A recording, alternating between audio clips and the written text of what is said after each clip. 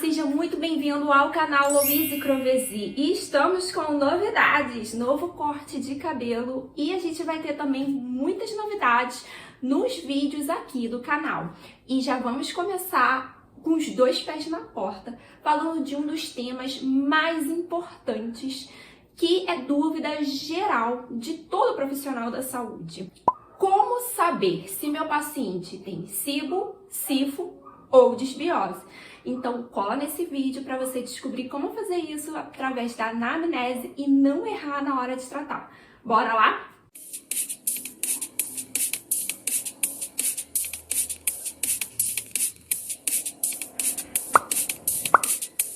Bom, quem me acompanha já sabe o que é disbiose, mas antes de eu ir lá direto para o tema do vídeo, que é falar qual a diferença entre essas três que vão te auxiliar a detectar o que seu paciente tem, é importante a gente relembrar o conceito de cada uma delas.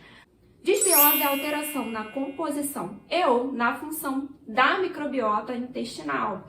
Então vai acontecer um desequilíbrio que, na maioria das vezes, é uma redução na diversidade dos micro-organismos associado a aumento e redução de determinados filos de bactérias que vão levar a uma mudança na função dessa microbiota, que vai levar a diferentes alterações metabólicas, que tem outros vídeos falando sobre elas. Então, na disbiose, o que é importante a gente entender? Que, na maioria das vezes, a gente tem redução na diversidade dessas bactérias e que isso vai causar alterações ali na comunidade. E que a disbiose, ela ocorre no intestino, especialmente na parte mais distal, ali no intestino grosso. Então, guarda essas informações para a gente entender a diferença com os outros dois conceitos que a gente vai ver aqui. SIBO é o supercrescimento de bactérias no intestino delgado. Então, diferente da disbiose, a gente tem uma alteração na composição também da microbiota, mais do intestino delgado. Então, numa parte mais proximal, mas ali próximo do estômago, com relação a essa comunidade de micro-organismos focando em bactérias, e o aumento de determinadas bactérias que vão, então, causar a SIBO. E SIFO é o supercrescimento dos fungos, também no intestino delgado, e, diferente das bactérias, são os fungos que vão estar em maior evidência.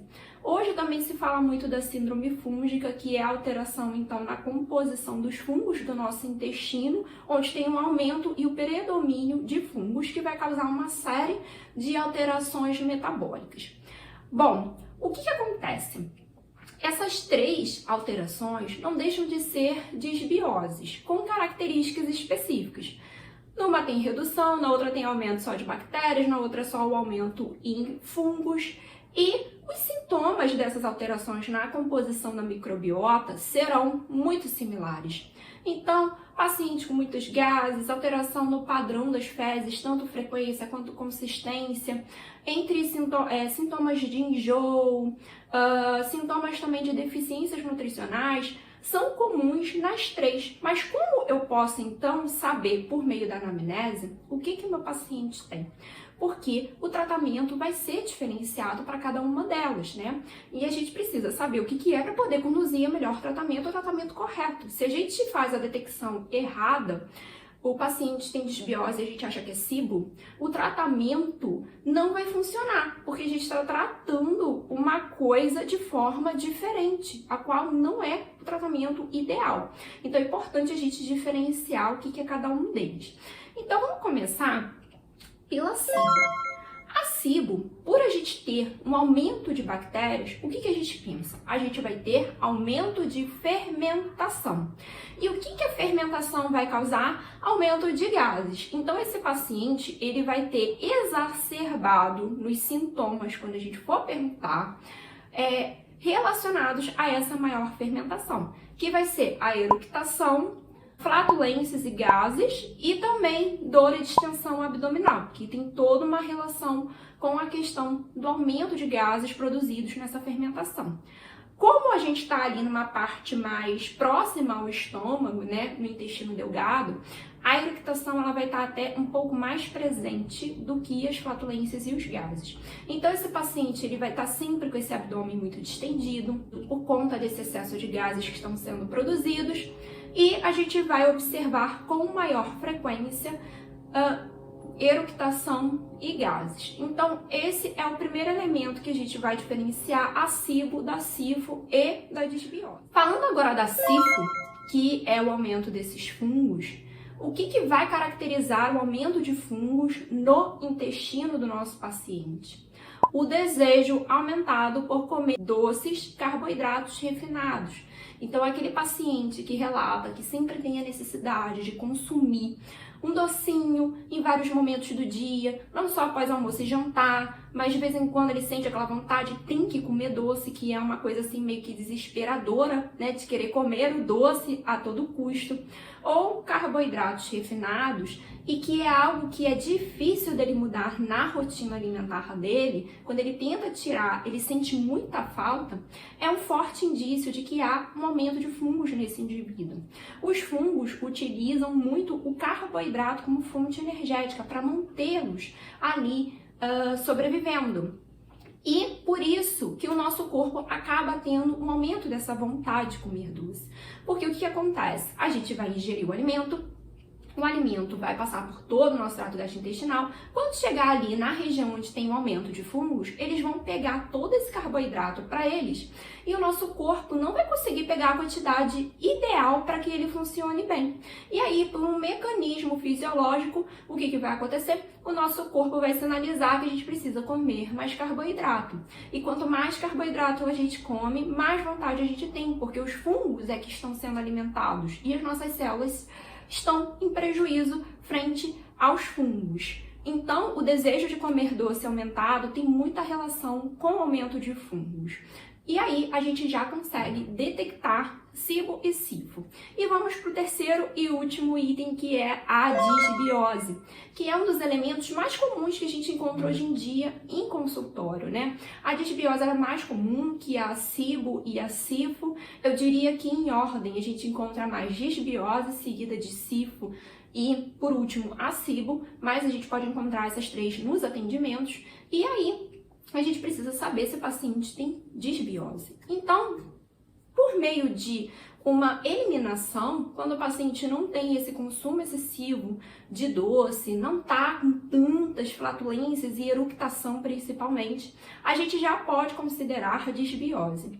Só que tem o pulo do gato, que é um sintoma muito comum e que te diz se o paciente tem disbiose. Eu diria que é o sintoma que vai definir se o seu paciente tem disbiose.